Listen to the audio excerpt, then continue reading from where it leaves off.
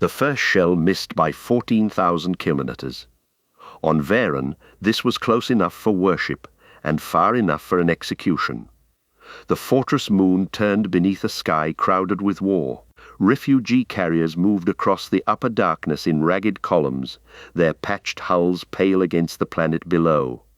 Beyond them came the pursuit host, spear-shaped cruisers, converted grain ships bearing gun decks, troop barges chained to armored tugs, and a black command vessel whose engines made a second unhealthy dawn. Between the fleets stood Varen. Its salt deserts had been divided into fields of fire. Railways crossed crater seas on iron causeways. Trench cities filled the old impact basins. Along the eastern horizon, 11 artillery cathedrals lifted their barrels from the moon's crust like the hands of buried saints. When the enemy entered primary range, every bell on Varen rang once. Armored pilgrim trains halted beneath the loading naves.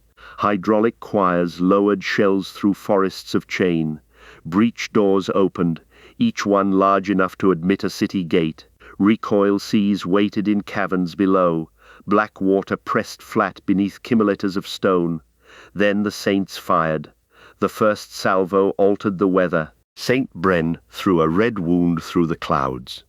Saint Usold answered from the southern flats, where the discharge folded 3 camalitors of salt into glass. 9 more guns spoke around the curve of the moon. Their shells crossed the orbital dark in disciplined separation, found the leading ships of the pursuit host, and converted them into expanding architecture. St. Aura fired last. Her shell climbed through the refugee formation. It passed beneath a carrier whose armor had been repaired with agricultural plating above a hospital ship venting atmosphere, and between 2 crowded transports separated by less than the width of Varen's smallest trench ward. Every surviving observer expected impact. The shell turned. It made the correction without signal authority, curved around the transports, and struck an empty escort hulk already abandoned by the pursuit host. The hulk opened soundlessly. Its 2 halves continued forward with the solemnity of doors no one had asked to enter. 14,000 kilometers beyond the assigned target, St. Aura's shell ceased to exist. Inside the Eastern Fire Control Basilica, Senior Artillery Concordancer Mara Ven watched the trajectory draw itself across a brass plotting wall. The line should have been red. It appeared in white. "Repeat the solution," she said. 300 range clerks lowered their heads over analog slates. Gear calculators turned behind devotional screens. Brass arms moved across star charts, carrying the positions of ships that would be dead before the clerks finished naming them. The solution returned unchanged. Repeat the target history. The clerks repeated it. The assigned vessel had remained inside the shell's capture cone. No debris had obstructed it. No friendly craft had crossed the prohibited margin. The root storm had bent light by less than 1 permitted fraction. The shell had not been deflected. It had chosen. Mara placed her damaged left hand against the plotting glass.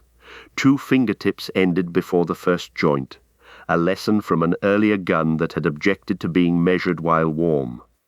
Her right eye saw the pale arc. The range lattice fitted over her clouded left eye showed the authorized path beneath it. For most of the flight, the 2 lines were identical. They separated beside the first refugee carrier. Loader Captain Ossa Vale arrived wearing a bronze-scale coat over black working cloth. Soot had found every seam in her face. A length of copper wire was braided around her forearm, 1 turn for each loading crew lost under St. Aura.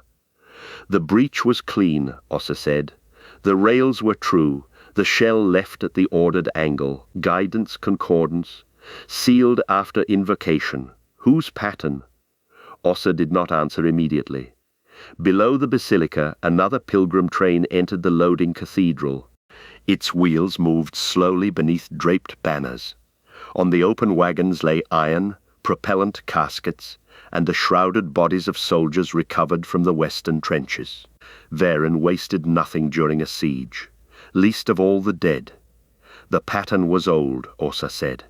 5th Founding, Artillery Command, name restricted. Mara looked again at the point where the shell had changed its mind. The refugee carriers continued across the plotting wall. They had no approved fleet designation. Their transponders offered family names, agricultural inventories, casualty appeals, and fragments of a military code Varen had not used for 2 centuries. Officially, they were screens deployed by the pursuit host. Officially, nothing lived aboard them that the fortress was required to recognize. A second firing order arrived. St. Aura's next target appeared in red. It was the hospital ship. Canon Provost Helion Rusk entered the basilica beneath an escort of shrine guards. He was thin, silver-haired, and dressed in armor polished too well for the hour. The gun keys at his belt struck one another as he walked. "Concordancer," he said, "you will correct St. Aura before the next salvo."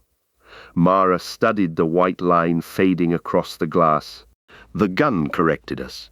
No clerk looked up. On Varen, blasphemy was safest when spoken in a technical register. Helion stopped beside her. Through the basilica windows, the horizon flashed as St. Bren fired again. Several heartbeats later, the building moved beneath their feet. "Guns do not possess an us," he said. An alarm began inside the plotting wall. Not a target alarm, a recognition alarm. The white trajectory reappeared. Letters formed beside it in obsolete artillery cant, written by no living clerk. Mara knew the hand. She had spent 23 years pretending she did not. The message contained 4 words. "Do not fire, Mara." Helion ordered the plotting wall dismantled before the next bell. He did not call the message impossible. Men who governed ancient weapons learned to reserve that word for events already witnessed by too many people. He called it contamination, sealed the fire control basilica, and assigned shrine guards to the exits. The second salvo went forward without St. Aura. 10 shells crossed the refugee formation. 1 transport vanished. Its cargo manifest survived in the air after the ship did. 6,000 seed vaults, 21,000 passengers, 900 cattle embryos, and a petition for recognition filed 187 years before the death of every official empowered to answer it. Mara watched the wreckage join Varen's orbit. "You will inspect the pattern chain," Helion told her. "You will find an error that can be corrected, and if I find intention, then you will correct the language in your report. St. Aura's loading cathedral extended beneath the eastern desert for 43 kilometers. Ossa took Mara down by ammunition lift while the empty gun cooled above them. The cage descended past levels named for virtues no one practiced underground: patience, temperance, mercy, obedience.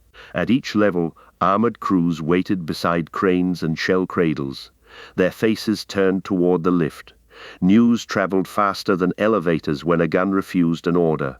At the foundry floor, heat replaced doctrine. Rivers of iron moved between black furnaces. Bone ash descended through cloth filters into ceramic vats. Workers in mirrored masks stirred it into pale slurry, then painted the mixture across lattices fine enough to hold the shape of a remembered decision. The bodies arrived by rail. There were no banners on the recovery train. Open wagons carried the western dead beneath salt-stiff shrouds. Some had boots. Some had names tied to their wrists. Most possessed neither. Clerks moved along the wagons with hooked slates, separating claimed from useful. "How many patterns entered St. Aura's magazine this month?" Mara asked. The chief mortuary clerk consulted 3 ledgers. 11,000, Concordancer. The Western Front reported 6,400 unclaimed dead. "We are blessed by reserve." "Reserve from where?" The clerk looked toward Ossa. Ossa looked at the trains. Mara opened the first ledger. 11,000 patterns had entered.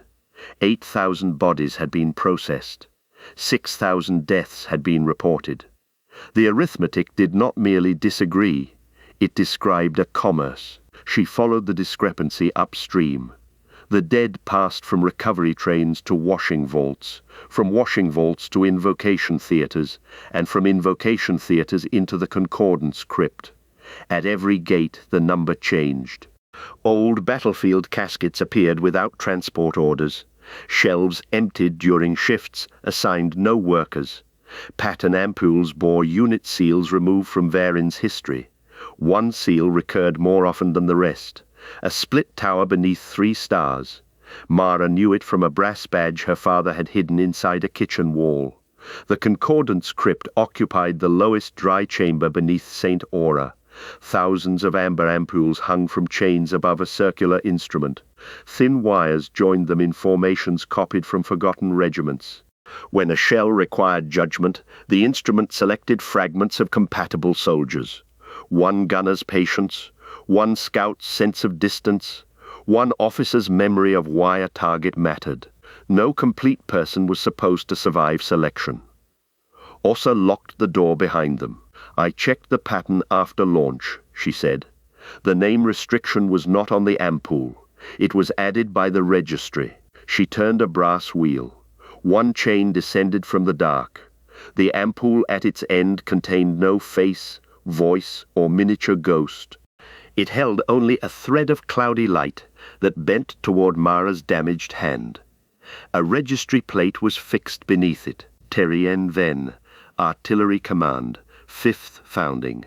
Status expended. Mara read the final word twice. "My father died in custody.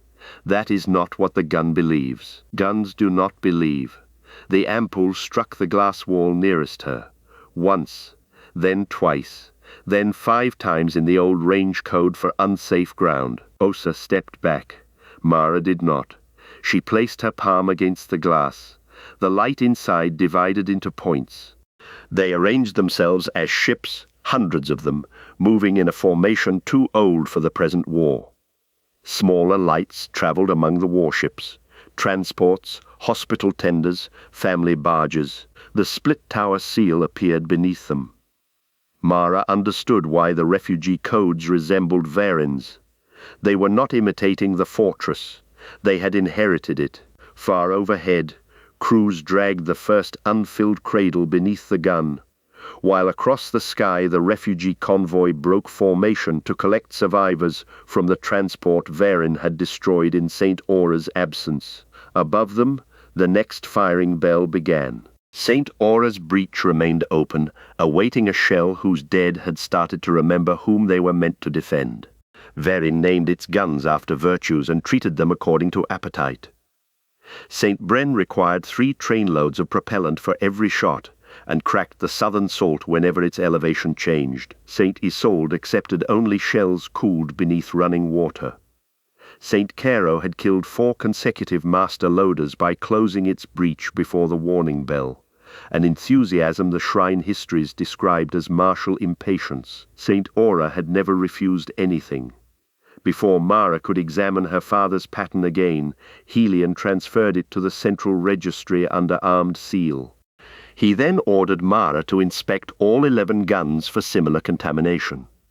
The command converted one mystery into a journey of 600 kilometers through a battle already moving toward them. Ossa traveled with her. They crossed Varen aboard an armored calibration train running beside ammunition convoys and regiments marching east. The salt flats bore the dark geometry of defensive preparation. Excavators cut new trenches. Crawler tanks dragged shield plates toward the crater cities. Along the northern sky, refugee ships burned in disciplined silence while the pursuit host tightened around them. At each artillery cathedral, Mara found a correction too small for ordinary alarm. St. Bren had delayed ignition by 9,000ths of a second, allowing a hospital tender to clear its blast cone. St. Isolde had reduced a shell's terminal burn, striking the engines of a refugee carrier without opening its habitation drums. St. Caro had rotated one guidance lattice during assembly.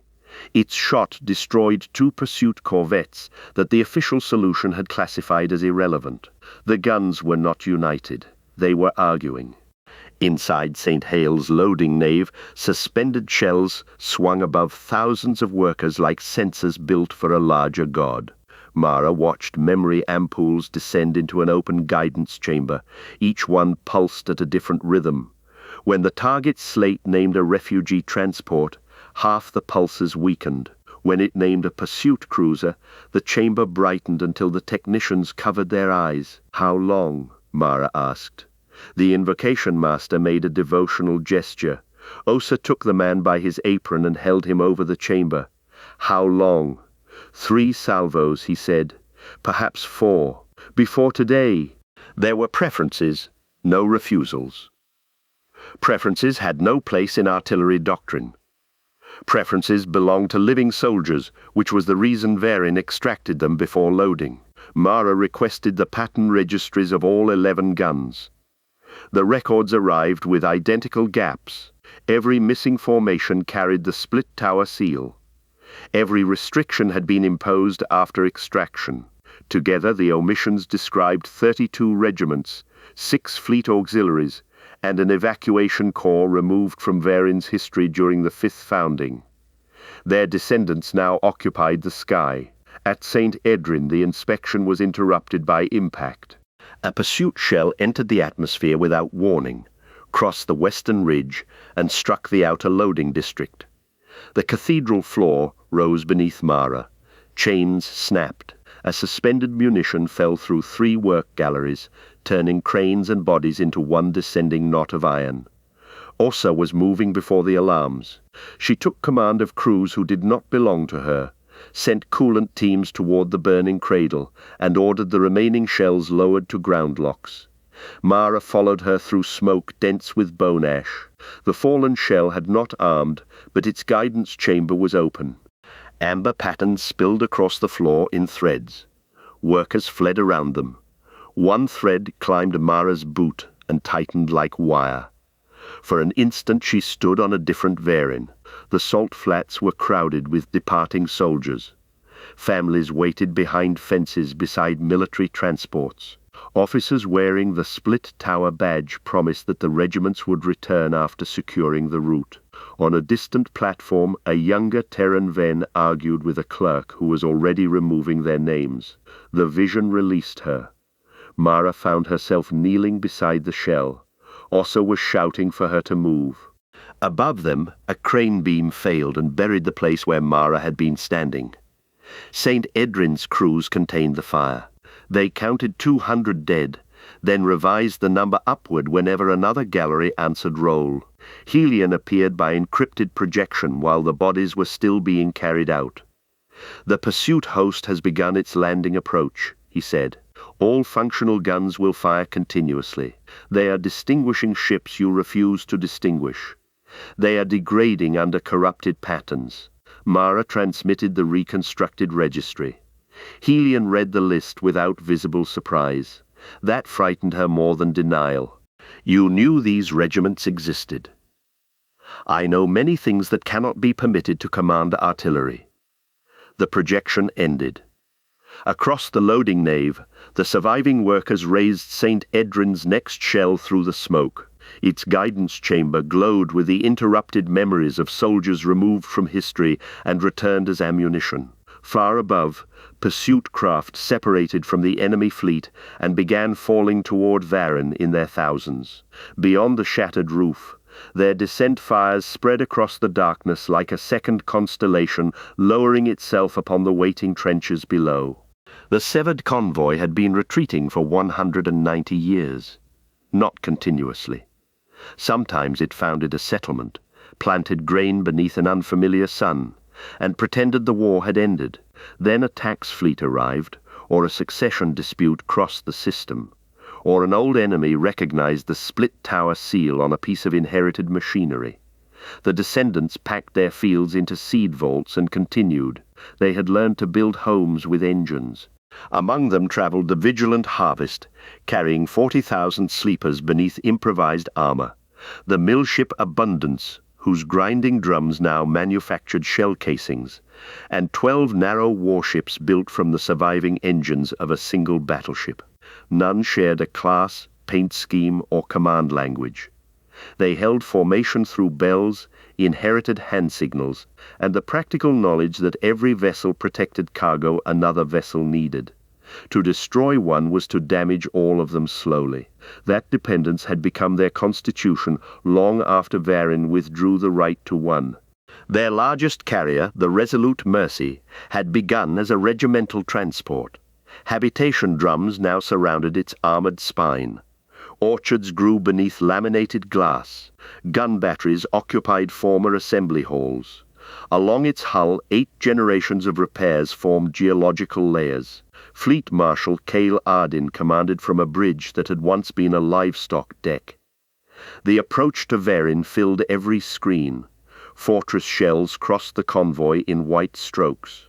Pursuit ships pressed from behind. Ahead, the moon's guns lifted through clouds made luminous by their own discharge. Another target solution from the fortress, reported the signals officer. Civilian or military. Varin does not make the distinction. Cale did. He divided the convoy into groups according to what could survive being struck. Warships turned outward. Hospital tenders entered their shadows. Agricultural carriers moved toward the moon, where the guns would have less time to correct. Small craft spread between them, towing clouds of reflective foil, engine debris and false transponders. The arrangement lasted 17 seconds. A pursuit cruiser came through the decoy field at attack speed. Its forward weapons cut an orchard drum from the carrier Quiet Province. Trees, soil, and people revolved into the dark beneath emergency lamps. Convoy escorts closed around the cruiser. Their fire did not destroy it. A Varinite shell did. The shot passed through 3 friendly firing lanes and found the cruiser's reactor without touching the drifting orchard. "Which gun?" Cale asked. "St. Isolde. Record our gratitude." The signals officer hesitated. "They are still refusing our transmissions. Gratitude has survived worse storage." Cale's family had carried the original Varinite archive across 6 worlds. It occupied no shrine. The records were sealed in shock-proof cases beneath the bridge. Enlistment rolls, departure warrants, genetic registers, field orders, and 32 promises that Varin would keep the departing regiment's families, names, and citizenship intact. Every promise bore a later cancellation. The convoy transmitted the archive again. On Varin, the message reached Mara's calibration train while it crossed the Recoil Sea Causeway. Helion sensors had removed the testimony, pleas, and family images. What remained was a technical appendix describing guidance lattices used during the 5th founding. That was enough. Mara compared its unit numbers with the restricted ampules. They matched in sequences too long for fabrication. She found Terran Ven listed twice. First as an artillery concordancer assigned to the departing regiments, later as the officer who returned alone to challenge their erasure. His custody record began the following day. Mara opened a direct channel to the convoy. Static filled the carriage. The pursuit host jammed broad frequencies, while Varin jammed the narrow ones. Ossa climbed onto the train's exterior in a suit and turned the calibration mast by hand until a voice broke through. "This is Cale Ardin of the Severed Convoy. You use a Varinite military seal. We inherited it from Varinite soldiers. The fortress classifies those formations as apocryphal. The fortress classifies us as target clutter." The train entered a shielded tunnel. The channel vanished. When it returned, Cale was issuing damage orders. Behind his voice came the sound of alarms, decompression shutters, and children reciting compartment numbers so rescuers would know where to find them. "Your archive names my father," Mara said. "Our oldest people name him too.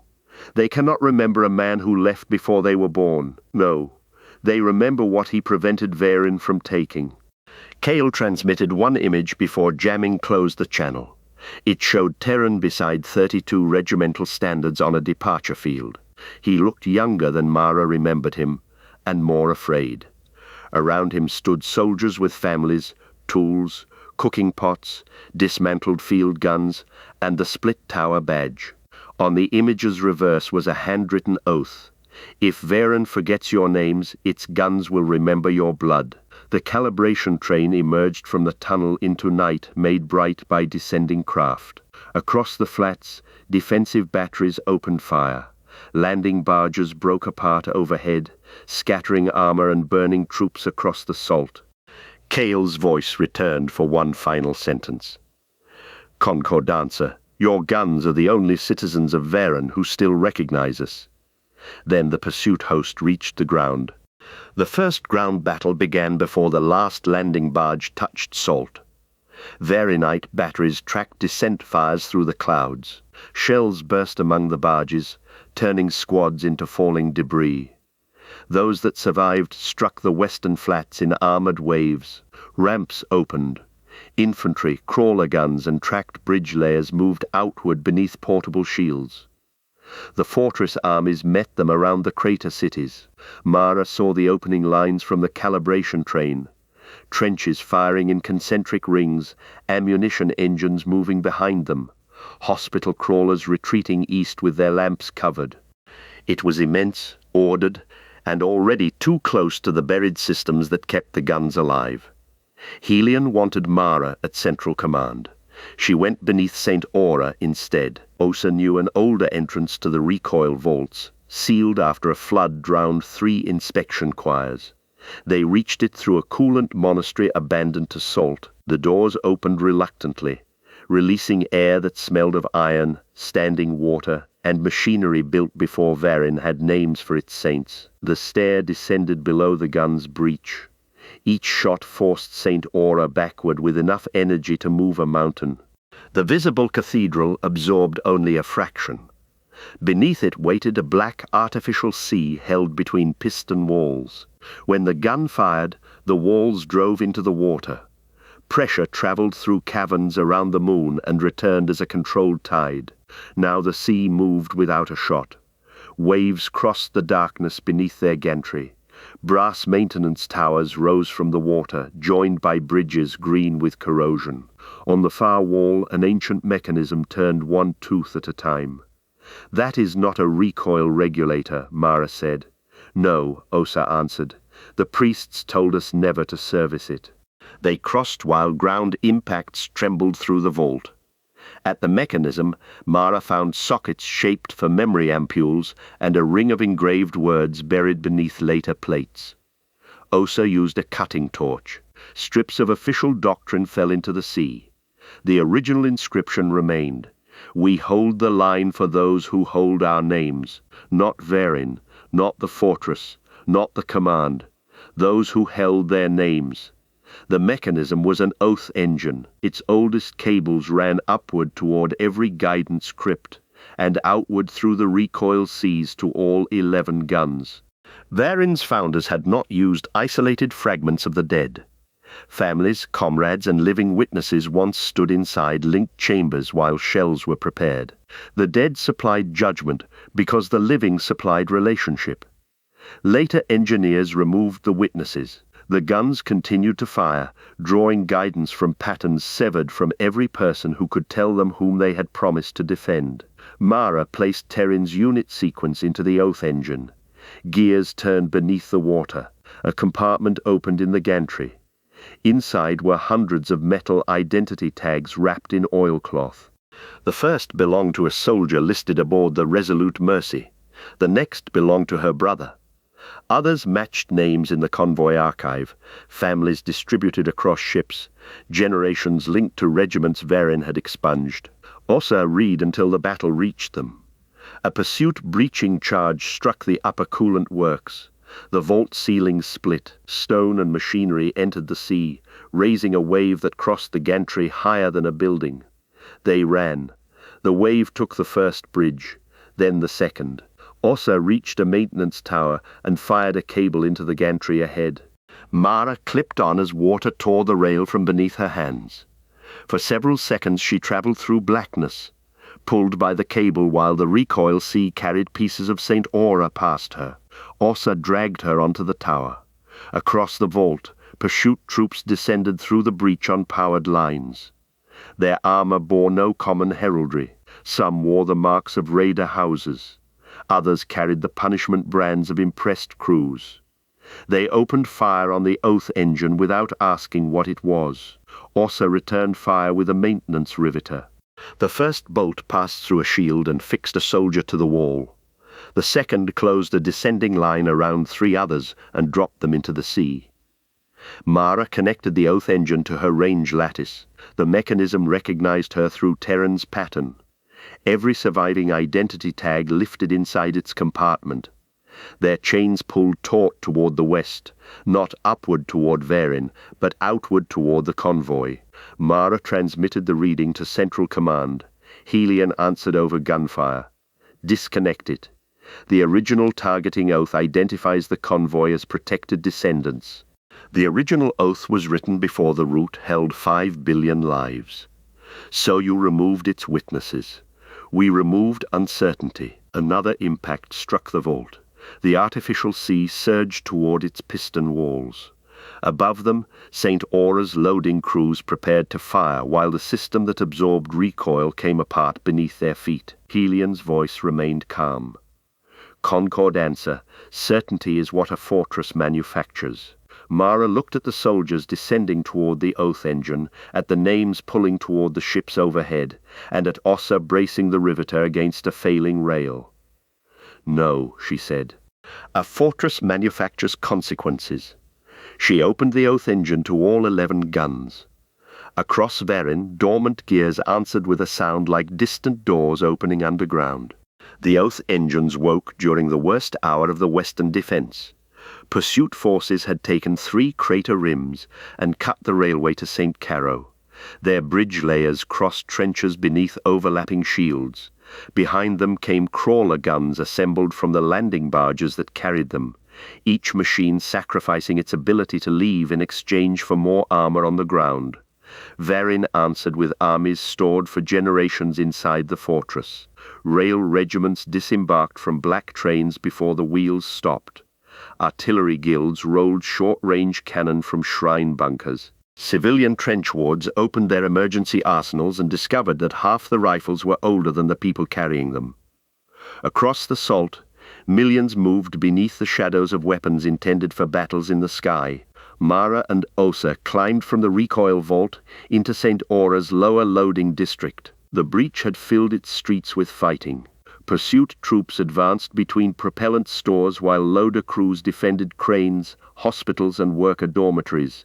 Every missed shot risked a detonation large enough to open the district to the desert. Ossa found a loader battalion assembling behind an overturned shell cradle. Its officers were dead. She took command without ceremony. No firing toward the red caskets, she said. No explosives under the chain gallery. If the enemy reaches the lift, drop it before they enter. There are crews below the lift, a loader said. Then warn them quickly. Mara reached the local plotting station. The oath engine had altered every display.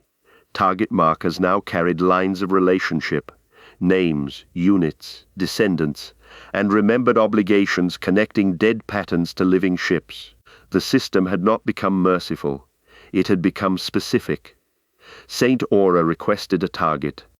The pursuit host's landing command had positioned a shield carrier behind a captured trench ward. A direct shot would destroy the carrier, the ward, and the coolant artery beneath both. Central Command approved the loss. Mara denied it. Helion countermanded her. St. Aura accepted neither instruction. The gun generated a third solution. Its shell would strike an abandoned recoil vent 6 kilometers west. The impact would collapse underground channels and release pressurized water beneath the shield carrier. It might spare the ward. It might also rupture St. Aura's remaining recoil sea and destroy the gun after firing. Probability? Ossa asked. Of success or survival? We no longer have time for separate questions. Pursuit troops reached the shell lift. Ossa's loaders met them among hanging chains. Riveters fired, crane hooks swung through shields and lifted soldiers from the floor. An enemy crawler entered the nave, crushing workstations beneath its tracks. Ossa climbed the nearest loading arm, crossed above its weapons, and dropped onto the engine deck with a cutting torch. Mara authorized St. Aura's solution. The cathedral prepared itself. Evacuation bells moved through the district. Loading crews released the gun from maintenance locks. Piston doors opened beneath the recoil sea. On the surface, the barrel lowered one fraction toward Varen's own horizon. Helion cut Mara's command access. The dead restored it. Thousands of restricted patterns entered the firing lattice. Terran's voice did not speak. His range code appeared beside the solution. Unsafe ground, danger accepted. Saint Aura fired. The recoil passed through the district as physical judgment. Floors moved sideways. Chains snapped taut. The enemy crawler rose from its tracks, and Ossa with it, before both struck the nave wall. Outside, the shell crossed 6 kilometers. It entered the abandoned vent. For one suspended moment, nothing happened. Then the western flats opened. Black water erupted beneath the captured ward. The shield carrier tipped into the flood, its field turning the surge around itself and carrying the machine away like a sealed shrine. Pursuit bridges folded. Trench walls became islands. Varanite defenders dragged civilians onto roofs, while the attacking infantry lost vehicles, ammunition and direction. The coolant artery survived. Saint Aura did not. Her recoil sea struck the damaged piston walls and continued through them. The loading cathedral groaned from foundation to crown. One of the external buttresses split. The barrel descended 3 meters and stopped. Ossa crawled from the wrecked crawler with blood across one side of her face. "Can it fire again?" Mara asked. Ossa looked up at the deformed breach. "Everything can fire once more." Across the western front, Varanite forces counterattacked through the flood. Rail infantry advanced along half-submerged causeways. Civilian boats carried ammunition from crater roofs. Saint Isolde and Saint Bren shifted fire from orbit to ground, cutting pursuit columns into isolated blocks. Then new vessels entered the atmosphere. They bore the split tower seal. The severed convoy had launched its own soldiers toward Varen. Central Command marked every descending craft hostile. The oath engines marked them kin. Mara watched the two classifications overlap, while Saint Aura cooled around her. "Whose side are they on?" a surviving clerk asked. The first convoy lander passed through fortress fire and opened its ramp inside the flooded ward. Medics emerged before soldiers. They began pulling Varanite children from the water. Behind them came soldiers wearing Varanite uniforms copied across generations, coat cuts, altered rank knots, the split tower patched onto armor repaired in workshops. They carried weapons toward the pursuit host while fortress guns tracked their backs. Recognition after 2 centuries arrived with rifles raised and no shared orders. Mara removed the hostile mark. "The side that arrived," she said. Saint Aura's dead did not speak with one voice. They arrived through machinery, range numbers shifting without input, loading arms pausing above particular shells, ampoules striking glass in obsolete codes. When Mara opened the oath engine, those fragments acquired connections. They remained broken, but their breaks began to align. Central Command called it a systems revolt. Mara called it testimony. She built a concordance chamber inside Saint Aura's damaged plotting station. Ossa supplied cable from the collapsed nave. Convoy technicians brought genealogical registers through the flooded ward. Varanite clerks, working beside descendants they had classified as non-existent, connected living names to restricted patterns, one family at a time. The gun responded by remembering a battlefield. Mara entered through her range lattice. She stood on a plain beneath unfamiliar stars. 32 Varanite regiments waited among landing ships, their standards dark with rain. Terran moved between officers carrying departure warrants. He was not the old man from Mara's childhood. He was 20 years younger, exhausted and furious. The 5th founding had been presented as colonization. It became abandonment. Varen sent the regiments through the Turnian route to secure worlds beyond its range. Families followed because the warrants promised citizenship wherever the standards landed. When the campaign failed, the fortress closed the route behind them. Supply ships stopped. Reinforcement records disappeared. Eventually, Varen declared that the regiments had never existed. The memory changed. Terran stood inside an earlier version of St. Aura, confronting artillery command. He had returned aboard a damaged courier with proof that survivors were requesting evacuation. Command feared that recognition would create an obligation Verin lacked ships to fulfill. Terran threatened to make the guns recognize them instead. He entered their unit oaths into the guidance system. Then he made his mistake. To force an investigation, Terran diverted a warning shell toward an empty administrative district. The district was no longer empty. Evacuees had been housed there without entering the artillery maps. The shell killed 800 people. Terran surrendered before the next shot. His pattern was extracted in custody, divided across correction munitions, and used to teach future shells how to identify deliberate disobedience. Mara tried to leave the memory. The dead did not release her. Other soldiers arrived. A gunner remembered firing on a surrender column because its flags were not in the approved registry. A scout remembered guiding refugees through a minefield and later denying it a tribunal. A loader remembered sabotaging a shell, then watching the enemy battery it spared kill his entire crew. They were not saints. They were people preserved at the instant when obedience and judgment became impossible to separate. Outside the chamber, battle continued through their bodies. Pursuit artillery struck the district. Each impact entered the concordance as pressure and white noise. Osa's crews moved the chamber deeper, while Mara remained connected, dragging cables through corridors as ceilings failed behind them. Terran appeared once more. This fragment remembered Mara at 6 years old, sitting beneath a kitchen table while he repaired a rangefinder. It remembered promising that numbers could protect people from the moods of commanders. It did not remember breaking that promise. "Did you save them?" Mara asked. Terran answered through the plotting needles. "Some." "Did you kill 800? "Yes." "Why did St. Aura miss?" The fragment divided into hundreds of trajectories. In each, the refugee formation carried descendants linked to patterns inside the shell. The dead had recognized blood, names, gestures, and inherited signals. No individual pattern controlled the correction. Relationship became weight. The shell turned because too many fragments agreed on whom it must not strike. Mara understood the danger. The pursuit host also carried descendants of the dead. Impressed troops shared Veronite ancestry. Raider families had absorbed abandoned regiments. Every fleet in range contained relationships the guns might judge differently. The oath engine could restore moral context. It could not manufacture moral agreement. A violent motion threw Mara against the chamber frame.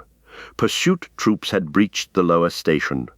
Orsa's loaders fired through the doorway, while convoy technicians disconnected identity lines from damaged sockets. Mara remained linked long enough to ask one final question. "What do you want?" The dead answered with incompatible solutions. "Defend Verin, defend the convoy, destroy the pursuit host, refuse every shot, return our names." The last demand moved through all the others. Mara opened her eyes. Blood ran from beneath the range lattice. Osa held the door with 6 loaders and a crane arm torn from its track. "Did they give you an order?" Osa asked. "No." "Useful dead, then." "They gave us the part command removed." Mara lifted the registry of erased formations and transmitted it across every military channel on Verin. Names entered trenches, trains, gun stations, and civilian shelters. Soldiers heard the units from which their families had been cut. Convoy troops heard Verin pronounce them for the first time. At St. Bren, a loader found her grandmother's vanished regiment and refused to seal a shell until its target was shown.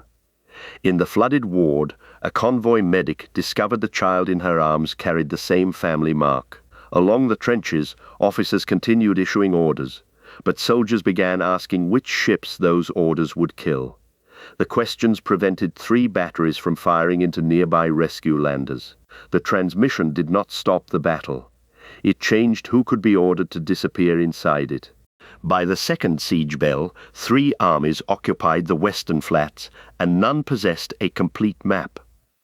The pursuit host held the landing fields and two crater rims. Varin held the gun cathedrals, railways, and most trench cities. The severed convoy held nothing except the ground beneath its landers, which changed whenever fortress officers remembered they had been declared enemies. The front became a moving argument. Across the hemisphere, the same confusion rearranged the war. A Varinite armored train broke through a pursuit cordon to deliver ammunition to convoy escorts. Refugee fighters descended between fortress bombers and took the first attack from orbit. At St. Caro, loading crews opened a trench gate for civilians, then closed it against troops wearing their own command colors.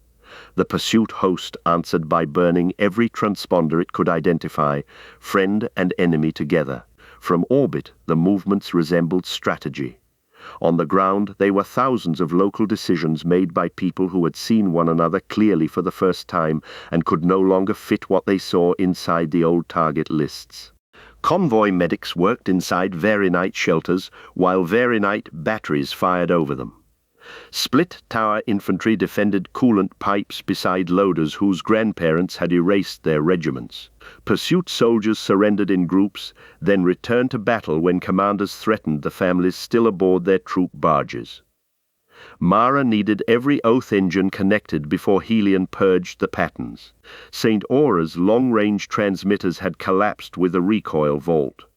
The nearest intact junction stood beneath St. Isolde, 112 kilometers across contested salt. Osa assembled a column. It contained 2 ammunition crawlers, a calibration engine without rails, 40 loaders, a convoy platoon, 3 civilian water trucks, and a funeral carrier whose armor was the only plate thick enough to shield Mara's equipment. Nothing traveled at the same speed.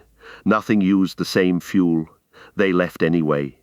The salt desert had become black glass beneath the gun salvos. Wrecked landers stood across it like broken towers. Armies moved between them in columns visible from orbit.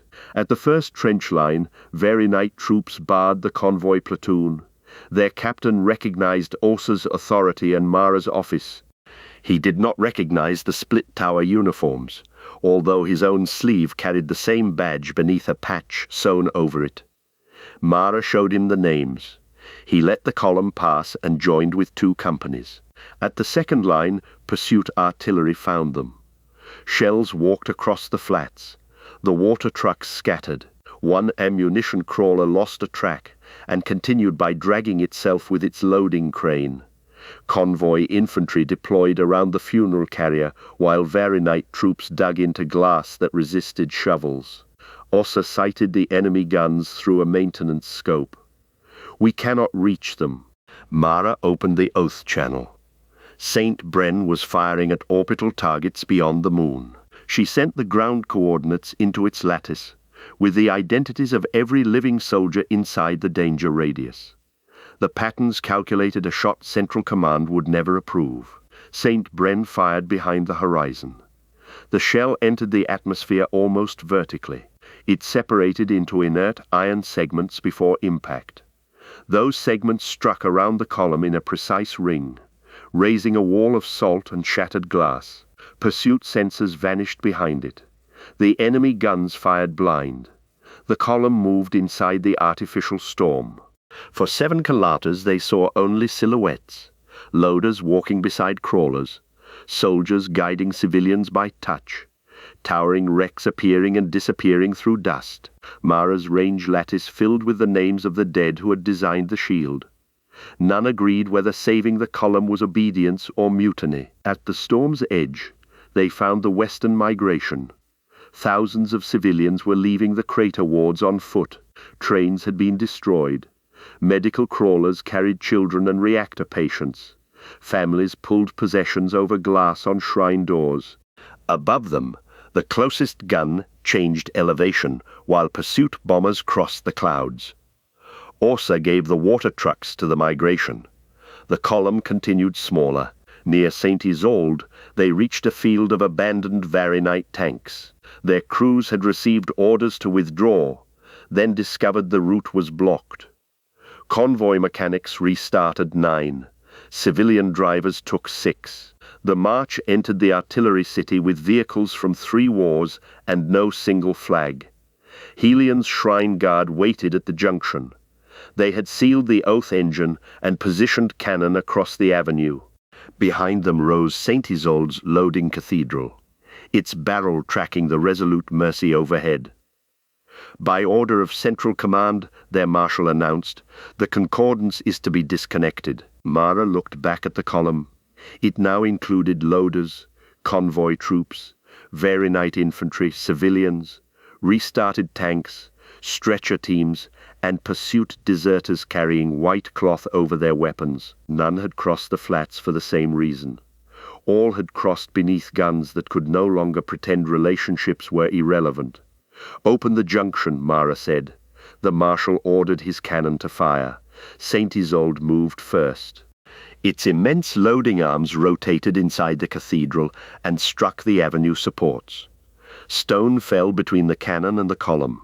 Shrine guards fled as the gun dismantled its own facade, one rigid mechanical motion at a time. Osa smiled through dried blood. Useful dead.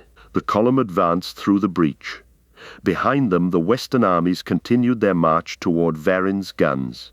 The guns did not rebel like soldiers. They had no barracks to seize, no officers to imprison, and no single cause around which to gather. They rebelled as machinery carrying incompatible memories. At St. Bren, shell cradles changed order on the assembly rail. Munitions intended for refugee carriers moved behind those assigned to pursuit ships. At St. Caro, guidance rings rotated away from technicians who attempted to remove restricted ampoules. St. Hale closed its magazine doors and displayed the names of erased regiments across every range dial. At St. Isolde, the entire loading cathedral stopped. Mara entered the junction beneath the avenue while Ossa's column held the shrine guards outside. The Oath engine was larger than St. Aura's, and far less damaged. It filled a chamber of concentric brass galleries descending around a black shaft. Identity chains traveled through the mechanism like veins. Helian had already begun the purge. White heat moved along the upper galleries, destroying pattern banks in sequence. Each extinguished bank contained thousands of fragments. Their last signals entered the Oath engine as target requests without destinations. "He is killing the dead," a convoy technician said. Mara connected her range lattice. "He is making them useful again." Blind shells required no moral context. They could be aimed by coordinates alone, striking areas rather than ships. Varin had used them before the Oath system, and abandoned them because the Turnian storms made accuracy impossible. Helian preferred uncertainty that obeyed to judgment that did not. Ossa sent loaders up the galleries to cut purge conduits. Shrine guards entered from 3 levels. Fighting traveled around the shaft. Rifles flashed between moving chains. Loaders used maintenance arms as shields and swung between galleries on hoist cables. Below them, St. Isolde's next shell waited upright in the shaft, its guidance chamber open. Mara searched the dead for agreement. She found none. Patterns connected to the convoy demanded protection. Patterns connected to Varanite civilians demanded the guns continue firing. Soldiers who remembered the pursuit host's earlier campaigns wanted every hostile vessel destroyed regardless of descendants aboard. Others wanted silence, fearing another mistake like Terran's. The purge advanced. Mara stopped asking what target they chose. She asked what information they lacked. The answer arrived through 1,000,000 broken impressions, living witnesses. The Oath engines knew ancestry but not present allegiance. They could recognize family without knowing what that family had become. The dead needed the living to testify, not merely inherit. Mara opened the junction to military channels. "Every unit in range," she said. "Identify the people you are defending." Commanders objected. Clerks demanded authorized forms. Helian ordered the channel closed. The soldiers answered. A Varanite trench company named the civilians in its crater ward. A convoy escort named 2 agricultural carriers and the fortress medics aboard them. a loader crew named St. Isolde's Lower District. Pursuit deserters named families held on 3 troop barges. Voices entered the oath engine faster than Mara could classify them. Relationship acquired a present tense. The machinery moved. Outside, the mutiny crossed the landscape in motions. Ammunition trains reversed from sealed depots and rolled toward guns whose crews had supplied names. Cranes lowered bridges for the civilian migration. Range towers turned their lenses from anonymous formations toward marked pursuit vessels. Even damaged St. Aura moved. Its broken barrel inclined 3 degrees and blocked a shrine guard column from crossing the eastern causeway. No machine became alive. Each simply followed an older instruction that command had buried beneath centuries of maintenance. Shell cradles across Verin rearranged themselves according to witnessed lives. Target solutions split around named ships and districts. Guidance chains rejected anonymous area strikes. At St. Isolde, the waiting shell lowered from the shaft, rolled beneath the purge conduits, and used its own iron body to break them. The impact shook the chamber. White heat vanished.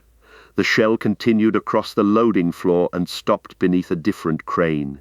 Its new target was the pursuit command carrier coordinating the western landing armies. Ossa reached the firing gallery with 12 surviving loaders. Can the gun shoot? If the witnesses keep speaking, can the gun survive? That question remains unfashionable. St. Isolde loaded. Shrine guards retreated as the breach mechanisms engaged around them. Ossa's crews dragged the wounded clear. Mara kept the testimony channel open while the range lattice filled with names. The gun fired. Its shell crossed the western front below cloud height. It passed over Verinite trenches, convoy landers, pursuit deserters, and the moving civilian migration. Every formation named by a witness remained outside its correction cone. The pursuit carrier raised shields. The shell did not strike them. It entered the salt beneath the carrier, detonated under its landing supports, and lifted the entire vessel into the air. Fortress tanks and convoy artillery fired together before it returned to ground. The carrier opened along its center. Across Verin, the western pursuit armies lost command at the same moment the guns gained witnesses. Helian's voice entered Mara's channel. You have placed targeting authority in the hands of anyone capable of naming a friend. Yes, that is not command. Mara watched loaders, refugees, soldiers, and civilians continue speaking into the system. No, she said, it is limitation. For the first time since the siege began, all 11 guns held fire together. They were waiting to learn whom the next salvo would make absent. Kael Arden brought the Resolute Mercy into Varen's lowest orbit with 3 engines burning and the 4th open to space. Pursuit ships followed through the wreck field. Convoy escorts turned among broken carriers and fragments of fortress shells, fighting at distances too short for doctrine. Gun crews fired through their own debris. Boarding craft crossed between hulls under cables rather than trusting guidance systems blinded by the oath transmissions. Outside, the battle spread across the curve of Varin. Convoy mill ships used rotating drums as armor, while escort squadrons fired between them. Pursuit cruisers descended toward the gun horizon, releasing missiles that fortress lasers cut into burning rain. Below, armies on the salt stopped to watch ships pass through the upper atmosphere like cities. St. Bren destroyed one cruiser so close that its bow struck the moon before its stern finished exploding. The impact raised a crater behind the western migration and sent debris racing over the refugee columns. Mara reached orbit aboard a loader shuttle not rated for battle. Ossa came because the shuttle belonged to her crews, and because, in her words, someone competent should witness the consequences before officials arrived to name them victories. The Resolute Mercy received them through a cargo lock damaged beyond closure. Magnetic lines pulled the shuttle into a compartment where grain containers had been stacked as armor. Convoy soldiers waited with rifles lowered but not safe. Kael met Mara beneath an orchard whose ceiling showed stars through repaired glass. He was younger than his voice, narrow-faced, with the split tower badge cut from dark metal at his throat. Behind him, families harvested fruit, while damage crews sealed the far wall. The ship had placed a command meeting in the only compartment still producing both oxygen and food. Mara gave him the registry of erased formations. Cale gave her the living archive. It was not a single proof, it was thousands. Identity chains, inherited letters, genetic matches, tools stamped by Varanite guilds, songs whose rhythms encoded artillery ranges, and family arguments about promises made by officers dead for centuries. Some accounts contradicted others. All contained the shape of abandonment. An old woman named Serit Ven came from the archive ward. She carried Mara's surname without apology. Her ancestor had been Terran's younger brother, evacuated with the regiments. Serit possessed a kitchen rangefinder matching the one Mara remembered beneath her childhood table. Its brass case bore the missing half of a repair mark. Mara joined the two halves by image. They fit. "He promised to bring us home," Serit said. "He killed people trying." Both statements survived. That was the difference between an archive held by families and one held by a fortress. The first could retain shame without using it to erase kinship. The ship alarm changed. Boarding impact struck the orchard deck. Trees bent beneath the shock. Emergency shutters closed across the stars. Pursuit cutters entered through 3 habitation rings at once. Cale's officers ordered Mara toward the armored core. She followed Ossa toward the breach. Pursuit soldiers came through the damaged orchard wall behind mobile shields. Convoy defenders fired from irrigation trenches. Civilians dragged fruit bins into barricades while harvest machines carried the wounded toward pressure locks. Ossa seized a pruning crawler. She drove it under the first shield, raised its cutting arms, and turned the machine's orchard blades against boarding armor. Mara climbed a maintenance ladder to the light gantry and used her range lattice to mark targets through leaves, smoke, and decompression frost. The fight moved across 3 generations of planted trees. At the far lock, a pursuit squad removed its helmets and surrendered. Each soldier carried a punishment collar linked to a troop barge outside. If they stopped fighting, the barge commander would vent the family compartments. Cale could not reach it. Varin could. Mara transmitted the barge's identity through the oath channel, along with the names supplied by the surrendered soldiers. St. Hale accepted the target. The gun fired from the moon. Its shell crossed the battle at reduced velocity, separated near the barge, and released iron penetrators into the command deck. The family compartments remained sealed. Convoy tugs moved immediately to collect them. Across the orchard, more boarders surrendered. The remaining pursuit officers detonated their cutter. The blast opened 2 decks. Air carried trees, soil, bodies, and the living archive toward space. Mara caught one rail with her damaged hand. Ossa caught Mara by the artillery coat.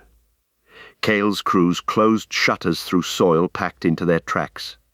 When pressure returned, half the orchard was gone. The archive survived because hundreds of people knew different portions. No single breach could remove it. Cale stood among uprooted trees while rescue craft filled the stars again. Varin will recognize us now. Mara looked toward the moon. All 11 guns were changing elevation. Beyond the convoy, the black command vessel of the pursuit host had crossed into effective range with its fleet concentrated around it. Central Command sent a new firing order. Every gun, every remaining shell. 1 salvo through the convoy. Helian's message followed. The command fleet will reach Varin in 11 minutes. Withdraw your witnesses or share their grave. Cale read the order on Mara's range lattice. Recognition appears brief. On Varin, permanence requires repeated maintenance. Mara opened the oath channel to the resolute mercy. Families, soldiers, farmers, and surrendered boarders began naming the people inside the ships between Varin and its enemy. The guns listened. The pursuit host accelerated. The final approach lasted 11 minutes and contained enough violence for a century of official anniversaries. The pursuit host concentrated around its command vessel. Cruisers locked shields into a moving wall. Troop barges burned their remaining fuel to keep position. Captured civilian ships were placed along the outer formation, so Varen's oath-guided shells would hesitate. The severed convoy occupied the space between the host and the moon. Kale ordered every vessel capable of movement to divide. Carriers rolled away from the predicted firing lanes. Escorts turned toward the enemy. Damaged ships without engines released tugs and accepted that no formation could protect everyone. On Varen, all 11 cathedral guns loaded. St. Aura's crews forced a shell into the deformed breach with mining jacks. St. Edron fired through a roof that no longer existed. St. Caro rotated toward the horizon while ground battles continued around its tracks. Each oath engine carried living witnesses speaking names into the dead. Helion issued the authorized solution. It passed through 6 refugee carriers and reached the command vessel with acceptable loss.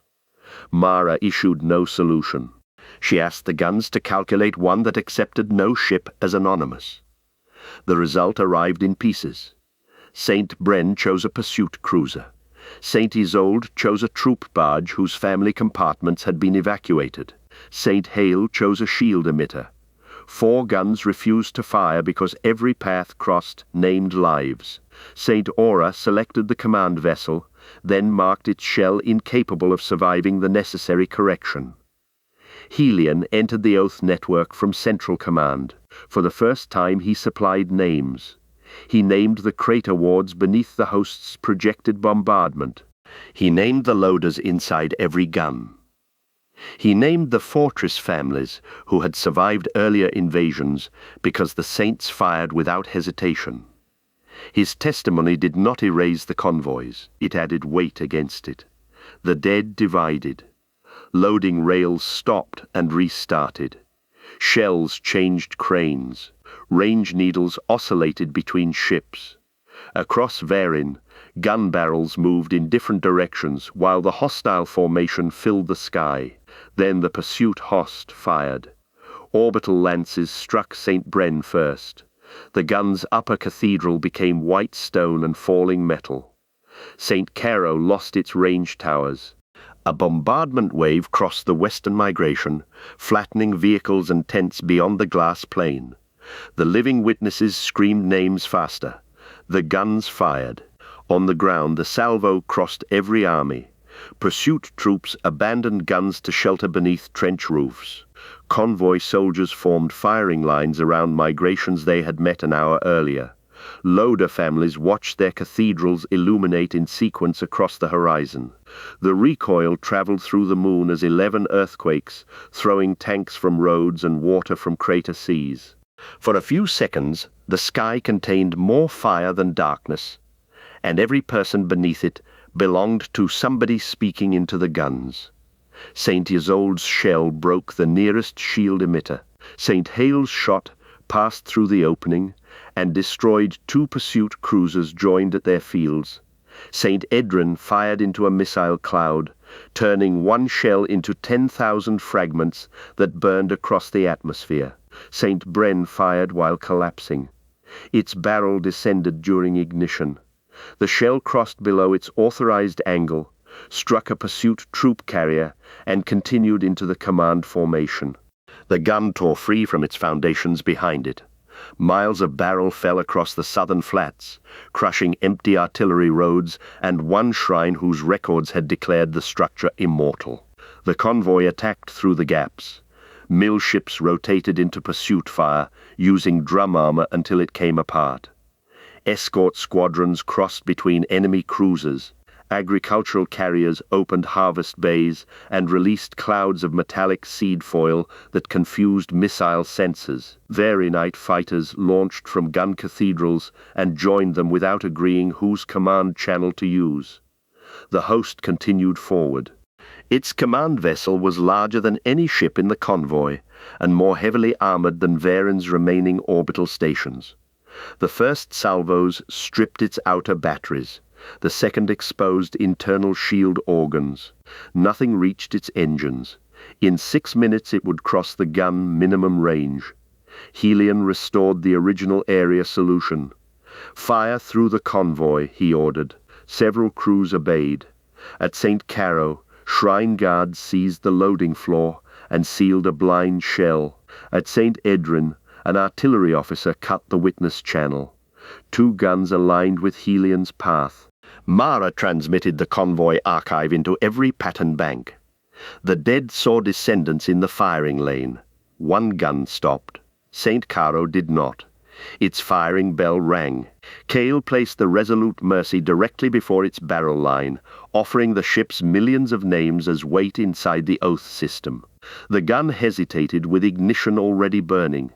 Ossa's loaders stormed St. Caro from below. They fought shrine guards across moving shell rails. Cranes carried troops over the loading floor. A blind shell rolled toward the breach while loaders drove an empty cradle into its flank. St. Caro fired late. The altered angle carried its shot beside the Resolute Mercy. The shell grazed an agricultural carrier, crossed the command formation, and vanished into the Turnian storm. The storm answered. Gravity alarms sounded across every ship and gun. The missed shell had struck something beyond mapped space. A dark fault opened behind the pursuit host, pulling wreckage, atmosphere, and guidance signals toward it. Mara watched the fault widen. The dead supplied a new solution, not a target. A door that could be closed. The fault behind the pursuit host was not empty space. It was the Turnian route losing its shape. The missed shell had entered the gravitational machinery that held the passage open and damaged an anchor older than Varin's fortress. The route folded around the impact. Wreckage began moving toward a point no chart could place. Ships nearest the fault stretched across sensors before vanishing. If the anchor failed completely, the passage would collapse through Varin's orbit. The guns could close it. Their shells carried enough coherent memory to impose one final correction on the route. Fired together into the fault, they could force its geometry shut. The same act would seal the Turnian crossing for generations. Helion refused. Varin existed to hold the route. Without it, supply fleets would stop, Allied systems would starve, and the fortress moon would become a weapon guarding nothing. He ordered the guns returned to central control. Shrine guards moved against every oath junction. At St. Isolde they attacked through lower galleries while the pursuit host bombarded from above. At St. Caro, command loyalists seized the propellant vaults and threatened to destroy the cathedral rather than surrender targeting authority. The siege entered the guns. Mara returned to the surface with Cale aboard a convoy assault cutter. They landed inside St. Aura's broken nave under fire from Varinite defense towers. Ossa's loaders had turned cranes into barricades and shell transports into armored fighting machines. Families from the flooded ward carried ammunition through maintenance passages. Helion waited in central command beneath St. Aura. The route there descended through the original firing archive. Its walls held stone reliefs of 11 obedient saints. Ossa's crews broke the reliefs at their joints and used the slabs as mobile cover.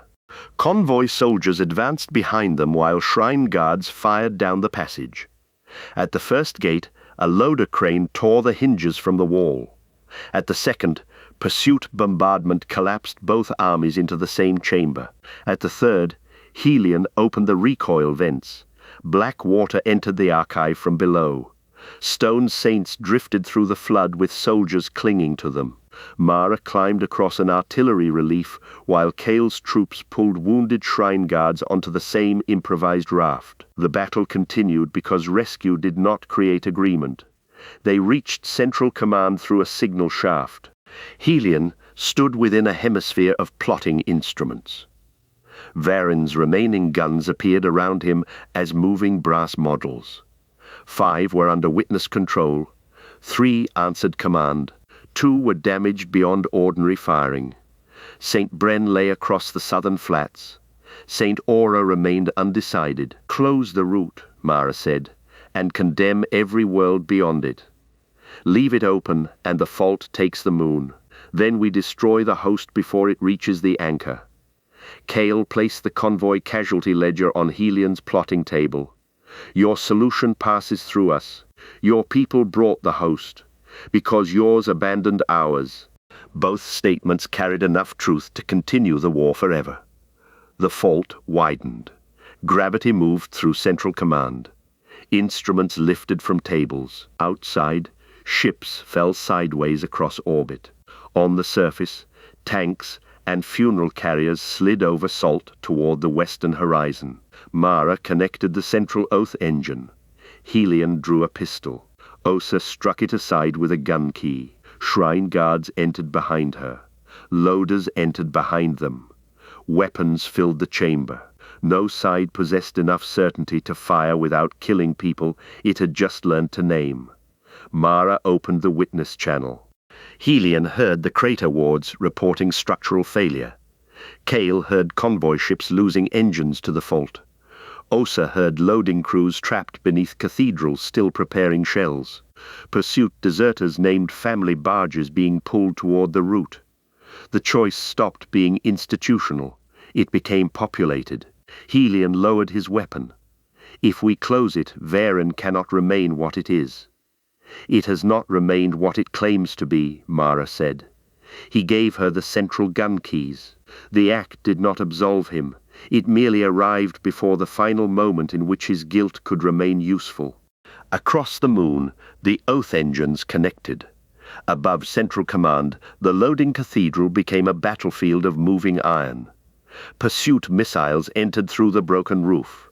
Crane crews caught one in a shell cradle and swung it away before detonation. Convoy fighters crossed between buttresses while fortress batteries fired past them at the descending command vessel. On the lower floor, Varinite infantry and loaders pushed St. Aura's final shell along manual rails because the drive motors had flooded. Hundreds took hold of chains. The shell advanced one link at a time through smoke, falling stone, and the sideways pull of the fault. Each meter placed it closer to the breach and dragged the people moving it closer to open space where the roof had been. No prayer moved it. Their weight did. St. Bren's surviving crews entered the fallen barrel and carried a guidance pattern toward its buried firing chamber. St. Aura's loaders forced the damaged recoil locks into place by hand. At St. Cairo, convoy tanks broke the propellant vault siege. St. Isolde lowered bridge arms for the western migration while loading its last shell. Every army moved around the guns. Varinite regiments defended their foundations. Convoy troops cleared firing lanes. Pursuit deserters attacked command relays aboard their own fleet. Civilians carried names from shelters to oath stations when transmission towers failed. The guns aligned toward the fault. The pursuit host recognized the solution. Its command vessel turned all surviving weapons toward Varen. The last siege began beneath the barrels already preparing to end it. 5 minutes remained before the fault reached Varen. Across the moon, evacuation and loading became the same movement. Trains carried shells toward the Saints and returned with civilians from the danger zones. Armored columns formed walls around exposed recoil works. Convoy landers lifted wounded Varinites to ships whose own hospitals were open to space. Pursuit deserters transmitted false targets into the host, while their families fled commandeered barges. Every road pointed both toward and away from a gun. From Central Command, Mara saw the flows as luminous lines crossing the plotting hemisphere.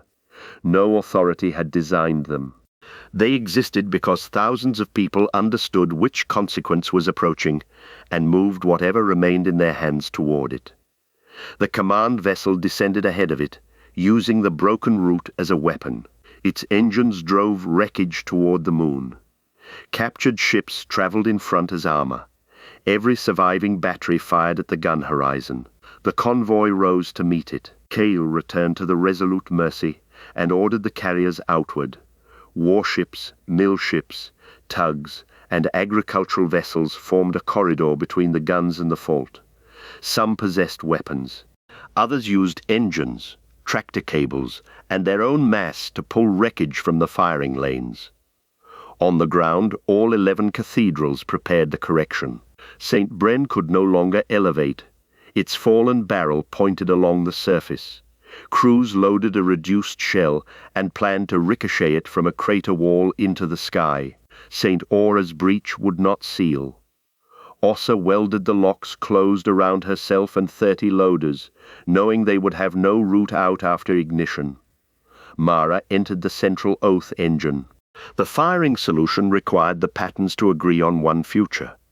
A Varin without the route, a convoy without an escape path, and descendants trapped beside the fortress that erased them. Many refused. Terran's fragments refused most strongly. Some remembered the abandoned regiments and would not close their descendants inside another siege. Others remembered Varin's civilians and would not let the fault consume them. The pattern holding Mara's childhood offered no calculation, only the sensation of his hand guiding hers across a rangefinder. "There is no safe ground," Mara said. The old code answered, "Danger accepted." The patterns aligned. The pursuit host struck first. Its command vessel fired through the Resolute Mercy. The carrier rolled, placing empty orchard decks between the lance and its habitation core. Metal, trees, and atmosphere opened behind it. Kale kept the ship in the corridor. Convoy escorts crossed the hostile bow. 3 disappeared. A mill ship drove into a shield emitter with its drums turning, and tore the mechanism from the hull. Varinite fighters entered the opening and fired until their ammunition ended, then continued along collision paths. On Varin, St. Isolde fired. Its shell entered the fault and became a white line bent around impossible distance. St. Hale followed, St. Edrin, St. Caro. Each shot added a memory-defined boundary to the collapsing route. The fault resisted. Gravity reversed across the western flats. Salt rose from the ground in continent-sized veils. Tanks, bodies, and cathedral debris lifted beneath the guns. Civilians tied themselves together along trench rails while loaders continued moving shells overhead. St. Bren fired along the surface. Its reduced shell struck the crater wall, turned upward through a mountain of glass, and entered the fault at an angle no artillery table had contained. The fallen gun split from breech to muzzle. Its last crews vanished inside the barrel after completing the load. 6 guns fired. 7, 8. The command vessel crossed minimum range. It filled St. Aura's broken roof.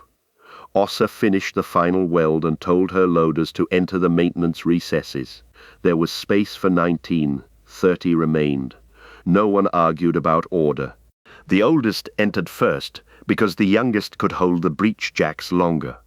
Mara saw their names enter the oath engine. St. Aura selected the fault. Mara changed the target. The shell struck the command vessel at the point where the mill ship had torn away its shield. It passed through the weapon's spine, reactor chapels, and engine core before continuing into the fault. The hostile ship opened behind it. Sections kilometers long separated over Varin. St. Aura recoiled. The welds held for 1 second. That was enough. The breach broke through the loading cathedral and carried Ossa's position into the recoil shaft. Mara lost 30 names from the witness channel, then heard Ossa coughing through an emergency line. "Everything," Ossa said, "fires once more." 10 guns had fired. The last was St. Caro.